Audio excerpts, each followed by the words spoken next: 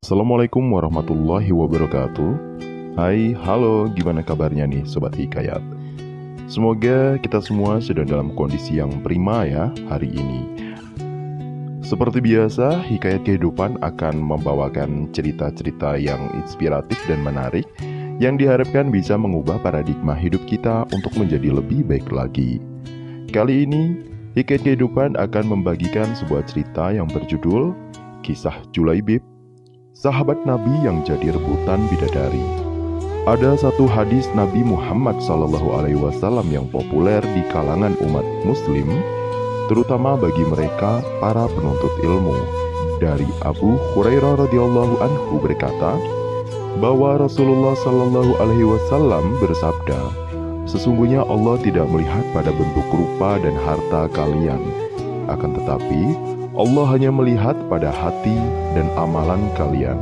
Hadis riwayat Muslim. Hadis ini sejalan dengan salah satu firman Allah dalam Al-Quran yang artinya, sesungguhnya orang paling mulia di sisi Allah adalah orang yang paling bertakwa di antara kamu. Quran Surat Al-Hujurat ayat 13. Terdapat satu kisah sahabat Nabi yang begitu menyentuh hati karena memilih berjihad bersama Rasulullah SAW daripada kenikmatan dunia. Allah pun menjadikannya syahid dan menjadi rebutan para bidadari. Namanya Julaibib radhiyallahu anhu. Begitu ia dipanggil. Namanya menunjukkan kalau ciri fisiknya yang kerdil dan pendek. Nama Julaibib merupakan nama yang tak biasa dan tidak lengkap. Nama ini bukan ia sendiri yang menghendaki, bukan pula orang tuanya. Julaibib hadir ke dunia tanpa mengetahui siapa ayah dan ibunya. Demikian pula orang-orang semua tidak tahu atau tidak mau tahu tentang nasab Julaibib. Bagi masyarakat Yatsrib atau Madinah, tidak bernasab dan tidak bersuku merupakan aib yang besar. Tampilan fisik dan keseharian Julaibib yang lusuh menjadi alasan orang lain tidak mau dekat-dekat dengannya. Wajahnya terkesan sangar, pendek, bungkuk, hitam dan fakir. Kainnya usang, pakainya lusuh, kakinya pecah-pecah tidak beralas. Tidak ada rumah untuk berteduh, tidur hanya berbantalkan tangan, berkasurkan pasir dan kerikil.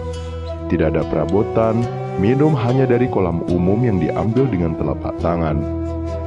Abu Barzah, pemimpin Bani Aslam, sampai-sampai berkata tentang Julaibib, jangan pernah biarkan Julaibib masuk di antara kalian.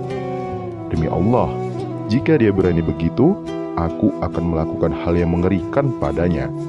Demikianlah keadaan Julaibib kala itu. Namun, Allah berkehendak menurunkan rahmat-Nya.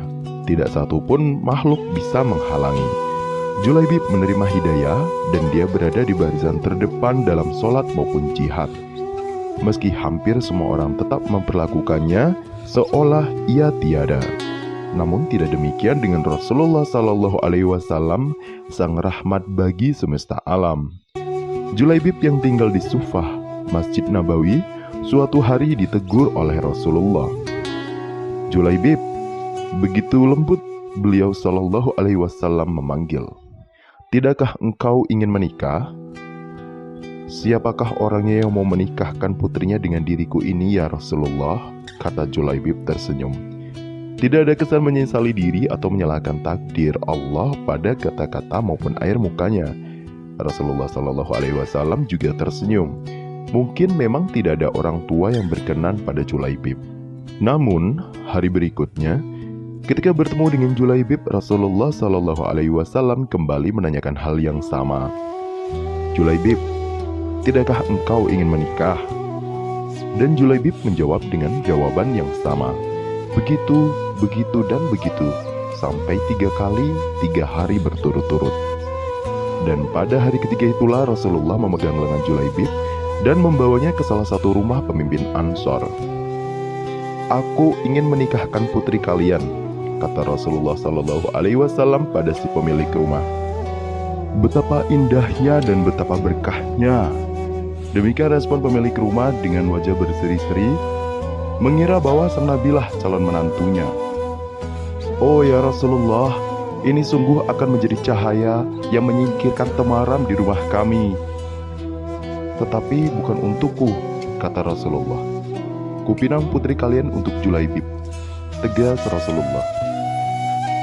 Julaibib, nyaris terpekik ayah sang gadis. Ya, untuk Julaibib. Ya Rasulullah, saya harus meminta pertimbangan istri saya tentang hal ini, kata ayah sang gadis. Dengan Julaibib, istrinya menjawab, bagaimana bisa? Julaibib berwajah lusuh, tidak bernasab, tidak berkabilah, tidak berpangkat, dan tidak berharta. Demi Allah, tidak akan pernah putri kita menikah dengan Julaibib. Perdebatan itu tidak berlangsung lama. Dari balik tirai sang putri berujar, siapa yang meminta? Sang ayah dan sang ibunya pun menjelaskan, apakah kalian hendak menolak permintaan Rasulullah? Demi Allah, kirim aku padanya, dan demi Allah, karena Rasulullah yang meminta, maka tidak akan membawa kehancuran dan kerugian bagiku, kata sang gadis. Sang gadis soleha itu lalu membaca ayat yang artinya, dan tidaklah patut bagi lelaki beriman dan perempuan beriman, apabila Allah dan Rasulnya telah menetapkan suatu ketetapan, akan ada bagi mereka pilihan lain tentang urusan mereka. Dan barang siapa mendurhakai Allah dan Rasulnya, maka sesungguhnya dia telah sesat dengan kesesatan yang nyata. Quran Surat Al-Ahzab ayat 36. Dan sang Nabi dengan tertunduk berdoa untuk gadis yang solehah itu, Ya Allah, limpahkanlah kebaikan atasnya dalam kelimpahan yang penuh berkah. Jangan kau jadikan hidupnya payah dan bermasalah. Demikian doa indah Rasulullah. Maka benarlah doa Nabi Muhammad SAW. Tak lama kemudian Allah karuniakan jalan keluar baginya. Kebersamaan di dunia ternyata tidak ditakdirkan terlalu lama. Meski di dunia sang istri salehah dan bertakwa, tapi bidadari telah terlampau lama merindukannya di surga. Julaibib lebih pantas menghuni surga daripada dunia yang tidak bersahabat padanya.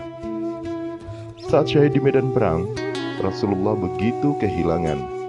Pada akhir pertempuran, Nabi Muhammad SAW bertanya, apakah kalian kehilangan seseorang? Tidak, ya Rasulullah, serentak sahabat menjawab. Sepertinya Julaibib memang tidak berarti di kalangan mereka. Apakah kalian kehilangan seseorang? Tanya Rasulullah kembali. Kali ini wajahnya merah bersemu. Tidak, ya Rasulullah. Kali ini sebagian menjawab dengan was-was. Beberapa orang menengok ke kanan dan ke kiri. Rasulullah menghela nafasnya. Tetapi aku kehilangan Julaibib, kata beliau. Para sahabat tersadar. Carilah Julaibib. Maka Julaibib yang mulia pun ditemukan. Ia terbunuh dengan luka-luka di sekujur tubuh dan wajahnya. Di sekitar jasadnya, di sekitarnya ada 7 jasad musuh telah ia bunuh. Rasulullah dengan tangannya sendiri mengkafani Julaibib. Beliau mensalatkannya dan berdoa, Ya Allah, dia adalah bagian dari diriku, dan aku adalah bagian dari dirinya, kata Rasulullah. Demikian kisah Julaibib yang pada akhir hayatnya berakhir syahid ketika membantu Rasulullah SAW dan para sahabat. Pilihannya berjihad dan merindukan syahid mendapatkan jalan indah dari Allah Subhanahu wa Ta'ala. Rupa memang tidak seelok para bangsawan, harta tak sebanyak yang dimiliki para raja. Namun, bidadari di surga berebut menginginkan sosok Julaibib. Tepatlah kiranya kita menyimpulkan bahwa ketakwaan merupakan harta paling berharga di sisi Allah.